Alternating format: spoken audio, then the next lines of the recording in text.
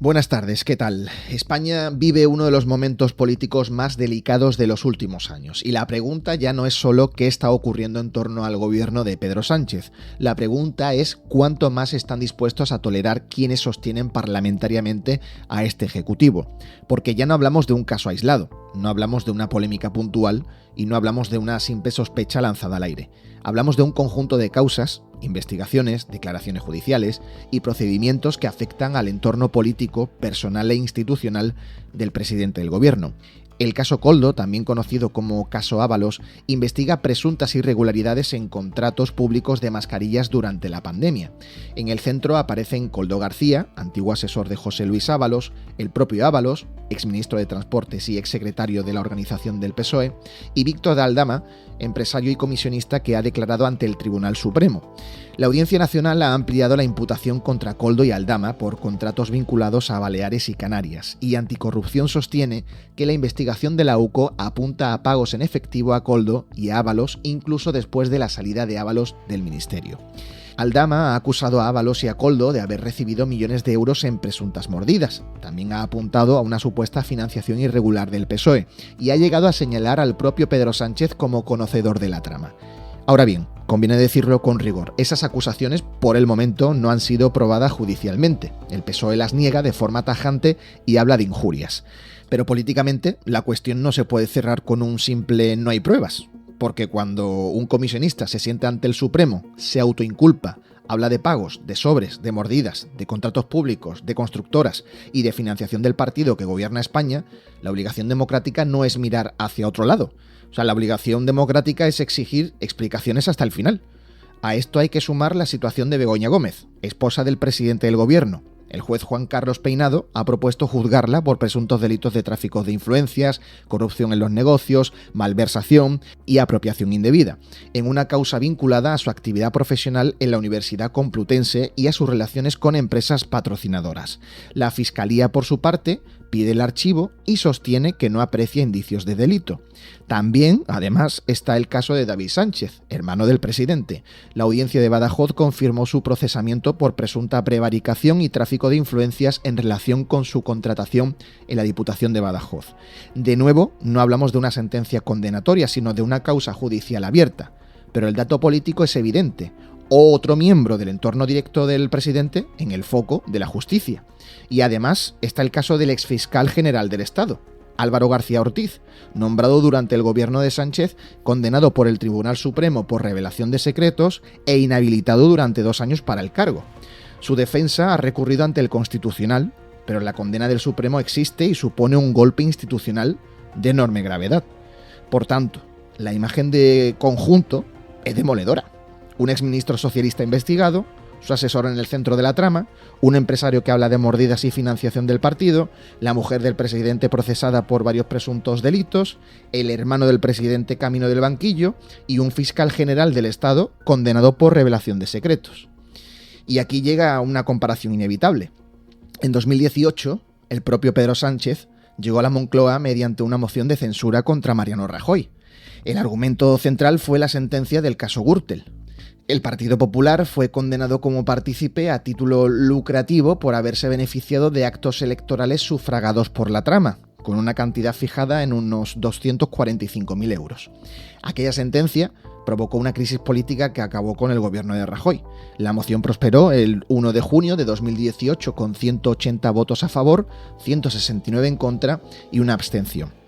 La izquierda defendió entonces que Rajoy debía caer por higiene democrática, no porque Rajoy hubiera sido condenado personalmente, no porque todos los hechos afectaran directamente al presidente, sino porque, según el PSOE y sus socios, la corrupción que salpicaba al Partido Popular hacía imposible la continuidad de aquel gobierno.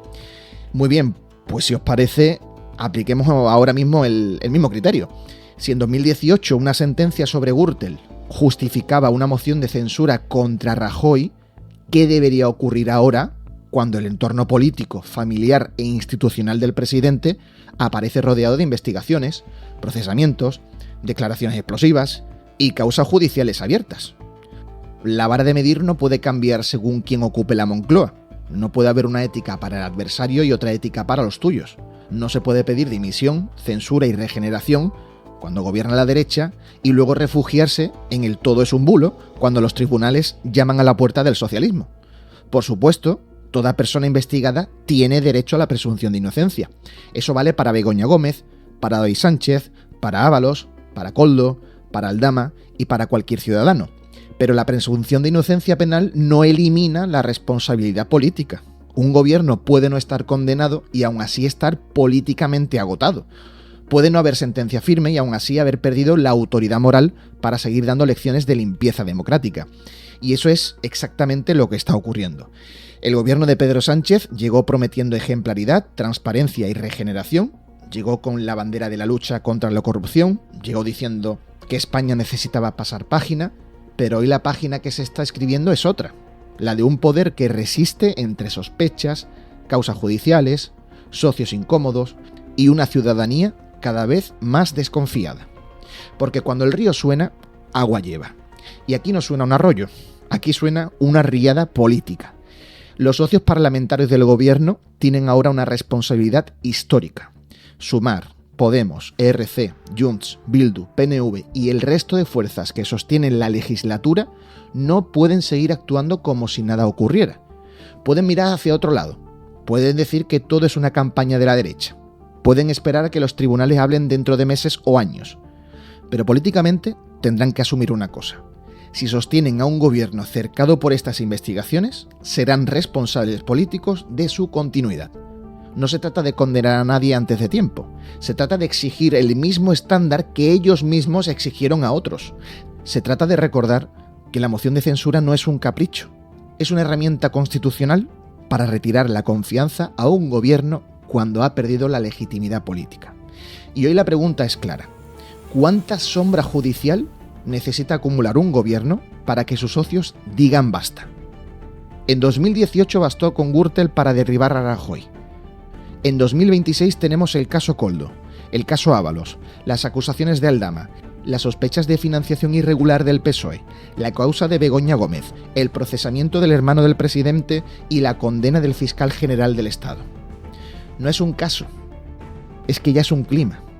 No es una anécdota, es que es una forma de ejercer el poder. Y cuando todo el entorno aparece bajo sospecha, la obligación de los partidos no es proteger al gobierno. La obligación de los partidos es proteger a España, porque la democracia no se defiende solo votando, también se defiende exigiendo responsabilidades, también se defiende poniendo límites, y también se defiende diciendo que nadie, absolutamente nadie, puede convertir las instituciones en un escudo personal. Y si quienes hoy sostienen a Pedro Sánchez no se atreven a exigir explicaciones, no se atreven a romper con este gobierno y no se atreven a promover una alternativa constitucional, entonces tendrán que cargar con el peso político de su silencio. Porque la corrupción no solo vive de quien la practica, también vive de quien la tapa, de quien la justifica y de quien, pudiendo frenarla, decide sostenerla.